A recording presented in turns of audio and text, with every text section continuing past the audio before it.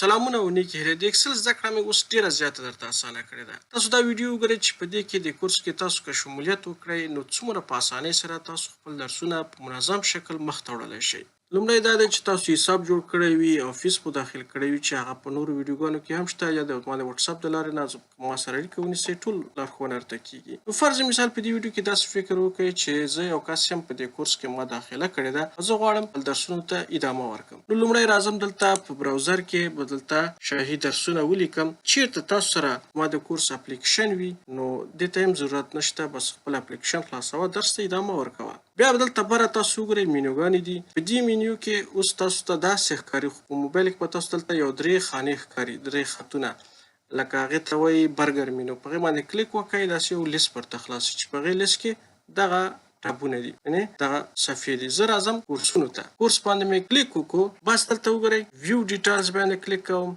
او دا دی زما حساب ماته خلاص شو. ویب سایټ زما حساب او زما هر څه پیژني، یعنې که زه وغواړم دې کې درس ته ادامه ورکړم نو زما حساب بیا پاسورډ داخلولو ته او دې شیانو ته هېڅ ضرورت نشته. ویب سایټ په خپله پوهېږي چې دا درس چېرته رسولی دی، په کومه برخه کې او څومره سټیپس دې پوره کړي دي. نو لومړی دلته وګورئ چې 130 سټیپس یعنې 130 ویډیوګانې دي او دا مکمل په 3 برخو باندې دی: اکسل ابتدایي، اکسل متوسطه، اکسل پرمختللی. او دلته هم تاسو ته پروګرس ښیي، یعنې ستاسو پیشرفت او پرمختګ ښیي چې څو فیصده تاسو درس تکمیل کړی دی. نو که زه وغواړم چې دې ته ادامه ورکړم، دا دی په دې باندې مې کلیک وکړو، زه اوس دې ته ادامه ورکوم. زه به په موبایل کې دا مکمل صفحه ښکاري. زه چې کوم اوس تاسو سره غږېږم دا ما په کمپیوټر کې خلاص کړی دی. نو زه دا کلیک کوم، اوس درس مې شروع کړو، ماته ویډیو شروع شوله او دا دی جریان د درس دی.